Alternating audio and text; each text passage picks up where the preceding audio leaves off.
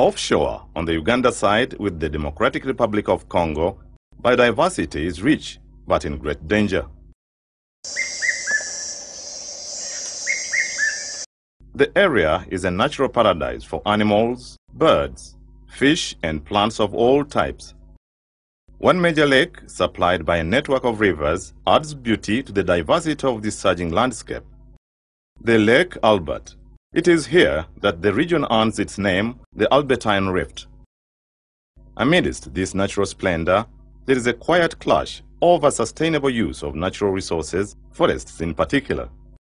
And in a region where almost 70% of all the natural forests exist on private land, the situation can only get worse.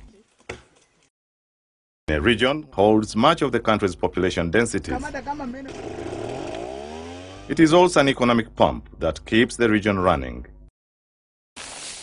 Almost 3/4 of the food that feeds the region is grown here. Leave alone the timber that comes from these forests. Yet a region plagued by poverty. In recent years, there have been significant reforms in most rural areas and hugely improved social, health and other services. The question then remains, what is happening to biodiversity conservation services? Chimpanzee Sanctuary and Wildlife Conservation Trust is a Ugandan-based organization that has hugely contributed to biodiversity conservation in the Albertine Rift, with particular focus on chimpanzee populations without forgetting the livelihood needs of the surrounding communities. Why this is so important is because to be able to have a sustainable system in place, the people themselves have to be involved and be part of the approach a long way in managing biodiversity conservation in the landscape. In fact, villages located near forest habitats face unique challenges. These communities are often remote, with limited access to government services and lack knowledge of conservation. At least, government services reaching these communities are mainly primary schools. Let us enjoy and celebrate. Most other services are those provided by the people themselves, like savings and credit associations, farmers advising other farmers, etc. In this challenging scenario, a new hero is emerging. Not someone with supernatural powers, but just someone with genuine concern for the welfare of others. This person is the community habitat monitor, often known as the ambassador of change in the local context.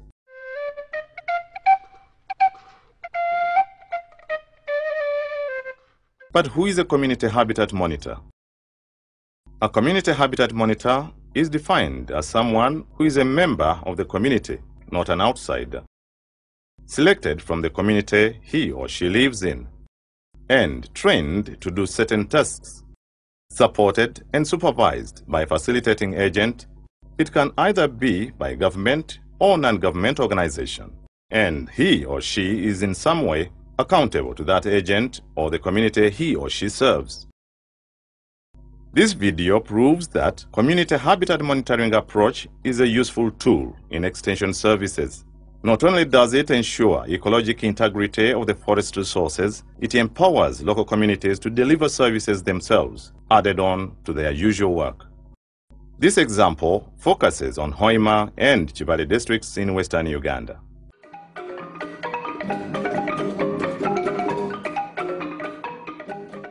Here, survival of wildlife and its habitats is threatened by human activities.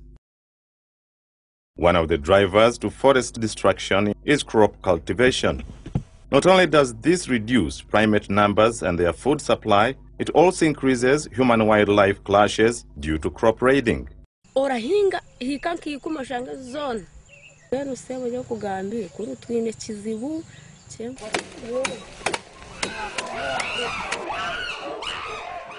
Chimpanzees are most threatened. Roughly 5,000 apes live in Uganda's Albertine forests. Of these, 300 apes live at the mercy of private forest owners, hanging between life and death. If there is any cruel sentence these animals have not served here, they will not serve it anywhere. So far, Chimpanzee Sanctuary Wildlife Conservation Trust has secured commitment with private forest owners to address the standoff between people and animals so that they can coexist. To achieve this, most individual private forest owners were integrated into the mainstream system to monitor activities taking place on their own land. One of the products of this system is Dennis. His day starts with visiting farmers from their homes or gardens, wherever he finds them. Like other community habitat monitors, Dennis tries to find out what picture farmers want to see if their forests are going to survive. On certain days, he goes out for mammal counting to find out the numbers of primates that are in private forests.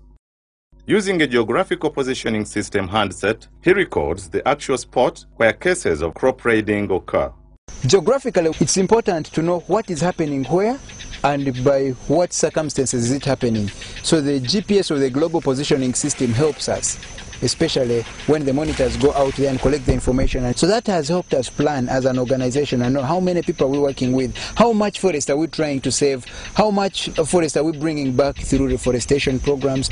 And this all is done by the community monitors, making them a very key component of the conservation work in the Albertine Rift landscape. To facilitate his movements, the project gave Dennis a bicycle. Dennis's work doesn't stop here. While interacting with the community, he also identifies other needs. Of course, farmers' needs are many, and he cannot be expected to meet them all. He then reports to CSWCT field office in Hoima. Then too, I learned that it is very applicable. We are working on private lands. We are working on communally owned lands. So someone has a right to own his land. But then here we get these 25 individuals in the 8 sub-counties who are working directly with the farmers, one-on-one, discussing with them and teaching them how best to maintain their forests, which is quite different with the protected areas where we have government intervention. In the long term, what CSWCT has achieved is a sustainable, locally built capacity to not only sustain the welfare of these chimpanzees, but also tap into the potential of economic benefit that can potentially come from ecotourism. The Chambarela Wildlife Education Center is now being managed in the interim by a community monitor. In many ways, community habitat monitors are the communication link between their communities and external public. Not only do they inform development partners about the needs of the people, they also convey vital information back to the people, especially when we talk of their role in guiding private forest owners to implement specific activities. In fact, one of them is the payment for ecosystem services schemes. Abo tukoraga nabo kurungi obuhabaye ebintu ebizire ebihyaka bajja ne batugambira ngo twabaye tukora endagaano bakajja batwegesa twazikora nabo.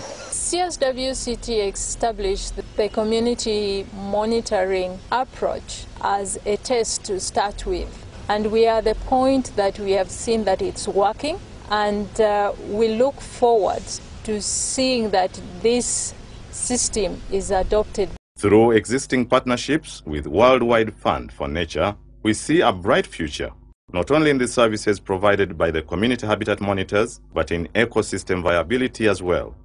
Having to synchronize work plans at the onset.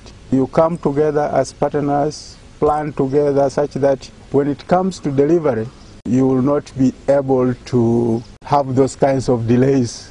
We're looking for additional support to come in to build upon, expand this program, which is providing useful information that should feed into not just national level conservation, but also into district environmental action. So these monitors in the long term should actually become a part of the local government environmental monitoring system. Any exercise that can help to preserve the forests is welcome. The district is prepared to work with anybody. Truly, community habitat monitoring system has the potential of saving biodiversity mostly outside protected areas where service delivery is insufficient. It was conceived out of genuine concern that the majority of services that reach most rural communities are those delivered by people themselves, and therefore, government and other service providers can best support the rural poor to deliver the services themselves. It is an experience that needs to be encouraged, developed, and streamlined because it is truly a rural solution to rural problems.